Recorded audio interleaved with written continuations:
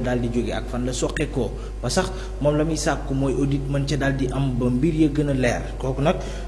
day wéy ci turu Pape Alioune Gningue moom la mu daal di xamle ci plateau yu Walfadjri la ko daal di xamle ñu teewlu ko. dañ ne le prix unitaire c'est 10 millions par toilette publique en séminaire à Saly et au conseil municipal les gens ont donné des explications direction des services techniques wax ne y avait des travaux de raccordement yoo xam ne waroon nañ ko def pour toilette publique et puis dañu waroon def ay solarisation parce que consommation soleil la doon def mais ça n'explique pas cette somme astronomique ça n'explique pas cette somme astronomique loolu tax man jàpp naa ne les premières mesures qu'il faut prendre incha allahu rabbi mooy ne arrêter ce projet-là la première phase bu jeexee on arrête la deuxième phase. arrêté ko def ay audit. def une évaluation mais nécessairement il faut ñu dem par l'audit des finances publiques de la mairie de la ville de Dakar xam nga ville de Dakar source de financement mooy impôts locaux yi mooy la participation de l'État ñoo xam ne mooy les contributions yi mu def les fonds sociaux les fonds de concours beneen bi mooy les partenaires extérieurs soit les banques de développement wala emprunt obligataires yi yooyu les sources de financement mais actuellement où on parle nii la ville de Dakar est tellement endettée par rapport ak yeneen instituts sanitaires ak instituts. mais nan la ma endetté yéen ngeen am budget de plus de 50 milliards de francs CFA. ce qui explique que war nañ def une audit interne pour comprendre exactement financement bi ak marché yi ak projet yi fan la ñu toll audit interne foofu mu am pour ñu mun a xam exactement financement ville de Dakar ça parce que ça pose problème. On parle d'un budget boo xam ne 69 milliards mais on peut pas comprendre de beneen part bi muy am des endettements boo demee si yenn écoles yi nga xam ne ville de Dakar amee leen xaalis instituts sanitaires yi ville de Dakar amee leen xaalis donc on ne comprend pas que le budget parce que chaque fois dañuy wax ne pour les bourses scolaires yi chaque fois le maire souvent l'ex-maire tàmmoon na wax ne c'est à hauteur de 3 milliards 4 milliards mais en réalité c'est des montants en deçà de ça. ba pare la dernière évaluation ça tourne autour de combien ci bon de formation yi. non eux ils déclarent que c'est entre 3 et 4 milliards alors que c'est absolument faux c'est entre 2 milliards 500 ça tourne autour de ça 2 milliards 500 ba pare ñu mun a amel écoles yi des dettes c'est une dette qui tourne à peu près à presque 1 milliard qu'on doit aux écoles donc c'est astronomique on ne comprend pas donc nécessairement la rupture veut que mu am un audit interne des finances au niveau de la ville de Dakar pour mun a xam de quoi il s'agit de quoi les tenants et les aboutissants de cette affaire parce que jàpp nañ ne il y a beaucoup de choses à revoir dans la gestion financière de l'ex-maire de la ville de Dakar. alors madame Ngoné Mbengue moom mooy assurer li nga xam ne mooy intérim jamono ji est-ce que mën nañoo wax travaux yi commencé waat na normalement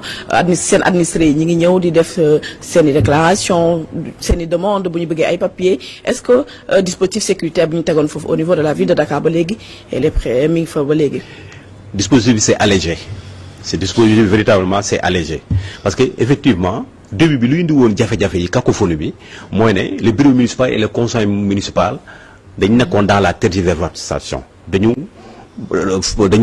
doon hésiter pour jël seen responsabilité parce que ça se comprenait peut-être quelque part y avait dafa amoon toute complaisance par rapport ak décision de justice bu nga xam ne dal na le citoyen Barthélémy Dias mais actuellement le bureau municipal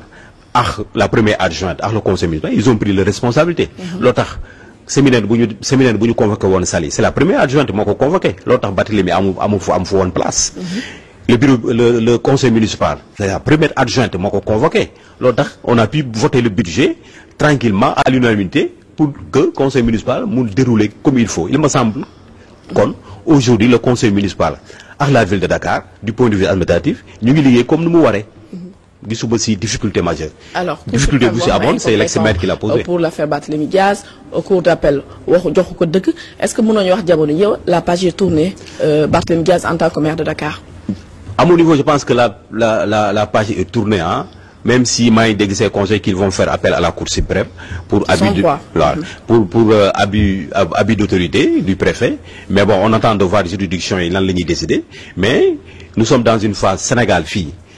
rupture la ñu nekk c'est la rupture doit être à tous les niveaux au niveau étatique au niveau de la ville parce que man sama conception de la ville moo ne ville warul nekk caisse de résonance de l'opposition politique au Sénégal la ville de Dakar doit être un levier bu nga xam ne dañ ko war a utiliser pour le bénéfice des populations de Dakar warul nekk en contradiction continue sans fin avec l'État du Sénégal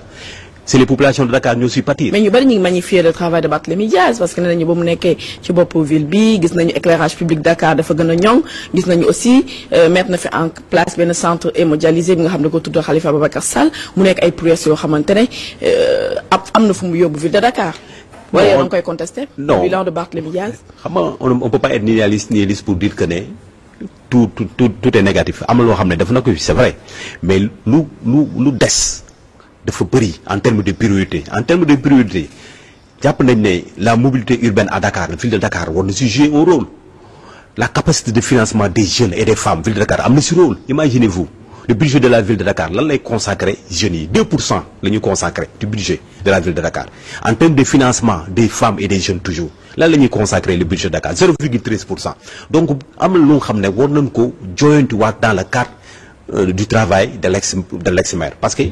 lii nga xam ne daf ñu ko jaay mooy Dakar bu ñu bokk ñun ñëpp on est comptable de ça parce que ñun ñoo ko voté loon àndax moom. mais conjoncture politique dab nañu c'est l'occasion d'apporter les réformes nécessaires en termes de réorientation du budget jàppale jeunes yi jàppale ndaw yi ak jigéen ñi en termes de financement la mobilité urbaine à Dakar ville de Dakar war na jouer un rôle. chaque année dañuy voter un budget à hauteur de plusieurs milliards désencombrement bi c'est un problème à Dakar. Dakar dafa gën a xat kay. dafa gën a xat. Dakar dafa gën a xat te ville de Dakar moo am moyens nécessaires yi pour def désencombrement les petites communes amuñu moyens yooyu. te parce que la ville de Dakar amul territoire donc foo mu agir ci communes yi donc loolu. mais maire bu ñëw aussi day bañ a lal la patate chaude mooy désencombrement benn maire ñemew koo laal. nécessairement foo ñu Khalifa Sall jëm ba mu loolu ko jéemee gis nañu fu mu mujjee. non foo ñu jëm loolu tax mandat de rupture bii nga xam ne ci la ñuy jëm entre 2025 et 2027 il faut que nga xam ne day ñëw apporter les ruptures nécessaires nga xam ne du xalaat dara looloo tax ñun ñu taxaw pour revendiquer ce mandat de rupture au nom des populations de Dakar pour apporter les ruptures nécessaires parce que y a des priorités yu nga xam ne l'ex-maire am na lu nga xam ne war na ci joyant war nañ ko apporter en termes d'orientation du budget wax naa ko la mobilité urbaine à Dakar ak yeneen yoo xam ne war nañu ko ci apporter. d'accord alors yaa ngi ko doon wax jeudi passé ngeen voté seen budget qui s'élève à 69 milliards yaa ngi wax ci priorité pour yow Dakar jamono ji lan mooy priorité yi. la priorité à Dakar mooy capaciter les jeunes et les femmes en termes jàppale leen ci financement et de l'auto-emploi et ville de Dakar daf ci am rôle bu am solo bu mu jouer. nekkoon kàddu Pape Aliou Gningue en tout cas moom conseil municipal foofee ca Dakar moom la mu daal di gën a xalaat bokk na ci wala gis-gis ba mu daal di am mooy ci des naw xam bin ci li nga xamante ni moom mooy gestion bu Barthélémy Dias ca mairie bu Ndakaaru ginnaaw at yi nga xam ne jot na ko fa daal di def en tout cas moom daal la mu bëgg wala la nga xam ne mu ngi koy ñaan mooy audit mën a am ca mairie boobee nga xam ni la mu ca daal di gis dalul xelam. ñu wax ci lu soxal femme wala ndaw si nga xam ni xale bi nga xam ni dafa ñàkk bakkanam ay atam toll ci fukki at ak ñaar foofee ca Malika mu mel ni booba léegi comme ni ñu ko daal di faatee ni ñu ko gisee anam bu doy waar sàkku ko ba noppi daal di koy faat fañ ko daal di dugal ak yépp boobaak léegi ca la ñuy wax mu mel ni Ayoba Faye ca Walfadjri moom nag am na ci ab taxaw seetlu ñëwaat ci li nga xamante ni moom mooy criminalisation viol ak yépp